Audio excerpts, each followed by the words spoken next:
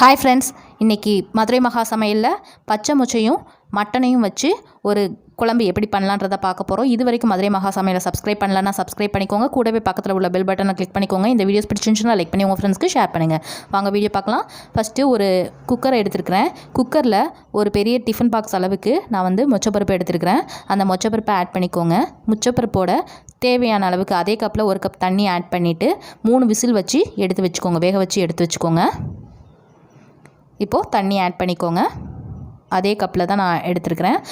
தண்ணி ஆட் பண்ணிவிட்டு குக்கரில் வெயிட் போட்டு மூடி வச்சு 3 விசில் வச்சு எடுத்துக்கோங்க. இப்போது எலும்பையும் ரெடி பண்ணிடலாம். அதே மாதிரி குக்கரை ரெடி பண்ணிவிட்டு அதில் மட்டன் எடுத்துக்கோங்க.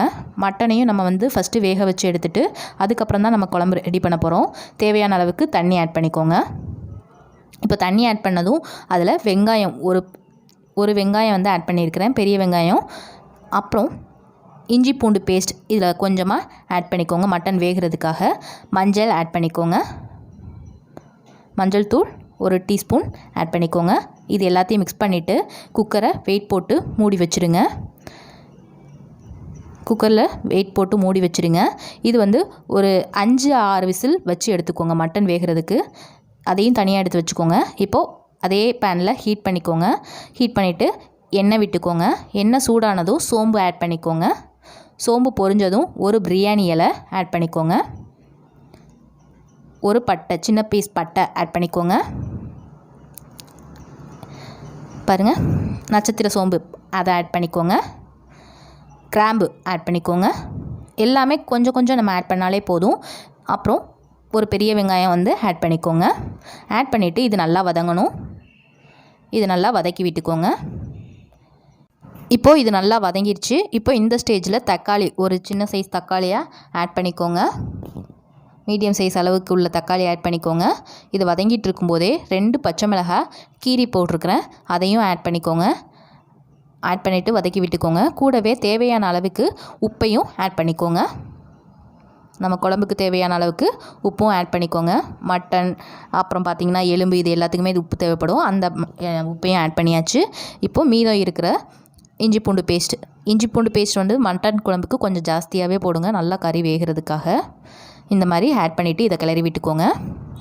இப்போது மிளகாய்த்தூள், தனி மிளகாய்த்தூள் ஆட் பண்ணிக்கோங்க. தனி மிளகாய்த்தூள் உங்களுக்கு காரம் எவ்வளோ தேவைப்படுதோ அந்தளவுக்கு ஆட் பண்ணிக்கோங்க. 1.5 ஸ்பூன் தனி மிளகாய்த்தூள் ஆட் பண்ணியிருக்கிறேன். இதையும் ஆட் பண்ணிவிட்டு கிளறி விட்டுக்கோங்க.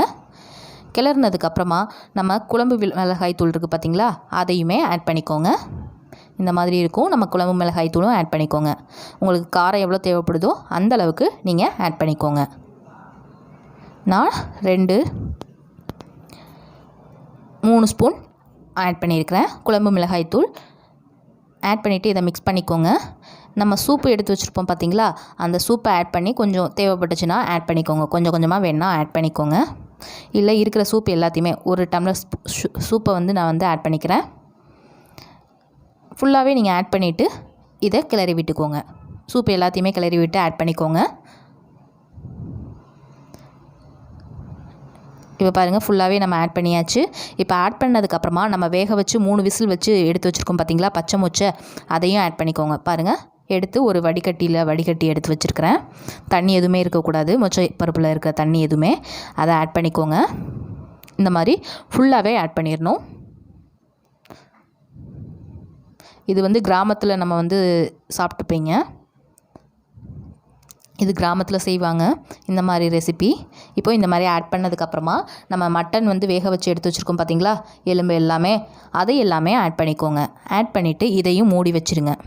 நல்லா மிக்ஸ் பண்ணி விட்டுட்டு குக்கரில் வெயிட்டை போட்டு வேக வச்சு எடுத்துக்கோங்க. இதை வந்து நல்லா நமக்கு மட்டன் எல்லாமே வெந்துருச்சுன்னா 1 விசில் வச்சு எடுத்தாலே நமக்கு போதும். இதில் வேணா முட்டையும் ஆட் பண்ணிக்கோங்க. இப்போ பாருங்கள், குக்கரில் போட்டேன். இதில் மேலே வெயிட்டை போட்டுட்டு 3 விசில் வச்சு எடுத்துக்கோங்க. வேகலைன்னா 3 விசில் வச்சுக்கோங்க. வெந்துருச்சுன்னா 1 விசில் வச்சாலே போதும். இப்போ பாருங்கள், நமக்கு குழம்பு ரெடி ஆயிடுச்சு. நான் 1 விசில் தான் எடுத்து வச்சுருக்கிறேன், ஏன்னா நமக்கு மட்டன் வந்து வெந்துருச்சு. அதனால் பாருங்கள், நமக்கு மட்டன் குழம்பு வந்து சூப்பராக ரெடி ஆயிடுச்சு. மொச்சப்பருப்பும் மட்டனும் சேர்த்து போட்டு சூப்பராக செஞ்சாச்சு. இதை ட்ரை பண்ணி பாருங்கள். ட்ரை பண்ணி பார்த்துட்டு எப்படி வந்திருக்குன்றதை கமெண்ட் பாக்ஸில் கமெண்ட் பண்ணுங்கள். இது வரைக்கும் மதுரை மகா சமையலை சப்ஸ்கிரைப் பண்ணலன்னா சப்ஸ்கிரைப் பண்ணிக்கோங்க. கூடவே பக்கத்தில் ஒரு பெல் பட்டன் இருக்கும், அதையும் கிளிக் பண்ணிக்கோங்க. இந்த வீடியோஸ் உங்களுக்கு பிடிச்சிருந்துச்சுன்னா லைக் பண்ணி உங்கள் ஃப்ரெண்ட்ஸ்க்கு ஷேர் பண்ணுங்கள். தேங்க்யூ.